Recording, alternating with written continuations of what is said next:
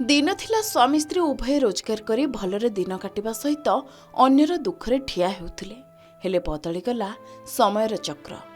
दुई जण रोजगार करि पारुनाहांती एबे खोजुछंती अन्यर सहारा। आमे कहूछु पारादीप वृंदावन कॉलोनीर वार्ड नंबर 9 रे रहुतबा श्रीधर राउत और आशालतांका कथा।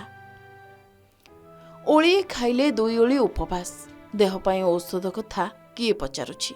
आगुरु श्रीधर माछधरा बंदर रे बोट सुपरभाइजर भावे कार्य करी परिवार चलाइबा सहित अन्यर सुख दुखरे छिड़ा हेउथिले। पूर्वरु श्रीधर राउत माछधरा बेस रे काम करी बेस दुई पैसा रोजगार करुथिले। तांको कांधरे कांध मिसाई तांको स्त्री आशालता राउत पारादीप म्युनिसिपालिटी रे नियोजित सफेई गाड़ी रे काम करी मध्य भल दुई पैसा रोजगार करुथिले। किए जदि असुविधारे पड़ुथिले संगे संगे सेमानक निकटरे छिड़ा होउथिले आशालता राउत। मात्र दुर्भाग्य जेतेबेले आसे परिवार को सांगरे नहीं ही आसी थाए। हठात श्रीधरंक ब्रेन स्ट्रोक हैला एवं से पक्षाघात रोगरे पीड़ित होइथिबा बेले एहार किछि दिन भितरे पत्नी आशालतांकर दुर्घटना रे गोड़ भांगीगला। उभय एबे घरे पड़िथिबा बेले किछि काम नथिबारु चुली जलिबा असंभव होई पड़िछि। बाबूंकर ब्रेन स्ट्रोक पैरालिसिस अक्टोबर 19 तारिख रे आर्थिक सच्छल नथबार मु आयुष्मान कार्ड रे केवल ऑपरेशन होइछि। मेडिसिन जोगई पारुनी कि फिजियोथेरापी करि पाने तांको आर्थिक परिस्थिति भल नै। अब एबे 10 दिन हेबो मु भी एक्सीडेंट हे गिर मो गोड़ स्टेज पड़छि। तेणु मु भी जा रोजगार करथली अलिया गाड़ी चलै सी भी बोल हमें दी जण घरे बसिलु। तेणु पैसा टे नहीं कि काहू साहाय्य करिया पाई सरकारी बेसरकारी स्तर समस्त अनुरोध करुछि मत किसी साहाय्य कले उपकृत हेबे।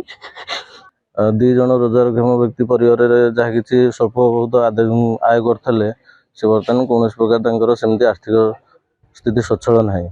मु भावुची जदि कौन हेल्थ फाउंडेशन तरफ कि कौन प्रशासनिक तरफ जदि किसी आर्थिक सहयोग जोगाई दि जाए ताल परिवार प्रति माने गोटा सहानुभूति हम कि चलिए किसी। एभली परिस्थिति रे म्युनिसिपालिटी जो ठिकादार अधीन रे आशालता काम करुथिले सी मध्य तांको दुखरे सहयोगर हाथ बढ़ाइले नाही। दिने जे अन्यर दुखरे निजर स्वल्प रोजगार को खर्च कर देउथला आज से निजे गंडाई खाइबा औषध टिके किनिबा पई संघर्ष करुछि। ए स्वार्थपर दुनिया रे अन्य पई चिंता करुथवा श्रीधर और आशालता समय चक्र रे निजे असहाय होई पड़िछंती। किछि सरकारी स्तर रे किंबा केही सहृदय व्यक्ति जदि उभय को सहयोगर हाथ बढ़ाते तेबे उभय दुई ओली दुई मुठा खाइबा सहित औषध खाई सुस्थ होई पारंते बोली अनुरोध करिछंती आशालतांक पड़ोसी।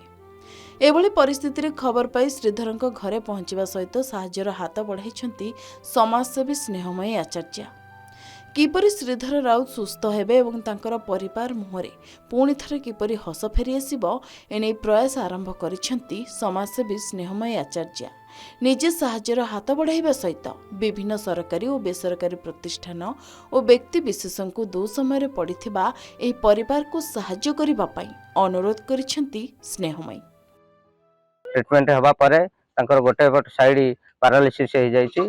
डॉक्टर मासे 2 मासे हम ताकू ट्रीटमेंट करी फेरई देले कहले तुम घरे रही कि नहीं फिजियोथेरापी करि परिबो।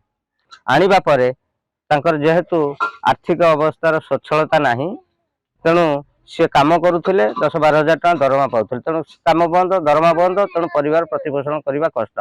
तांकर धर्मपत्नी आशालता राउत गोटे प्राइवेट बैटेरी गाड़ी चलाउथले सी 15 दिन हम एक्सीडेंट सी क्षतिग्रस्त होगी सी घरे चिकित्सित होउछंती। तेणु वर्तमान सबुआड़ू रोजगार तांकर बंद तेणु परिवार दी ओली खाइबा को से पाउनाहांती।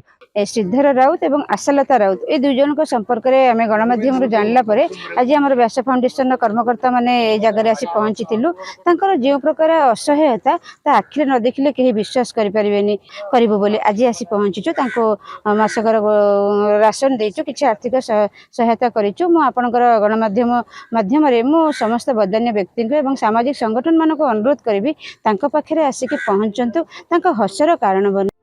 जदि कौनसी सहृदय व्यक्ति हुंतु किंबा संगठन आशालताଙ୍କୁ ସାହାଯ୍ୟ କରିବାକୁ ଚାହୁଁଛନ୍ତି ତେବେ ଏହି ଠିକଣାରେ ଯୋଗାଯୋଗ କରିପାରିବେ।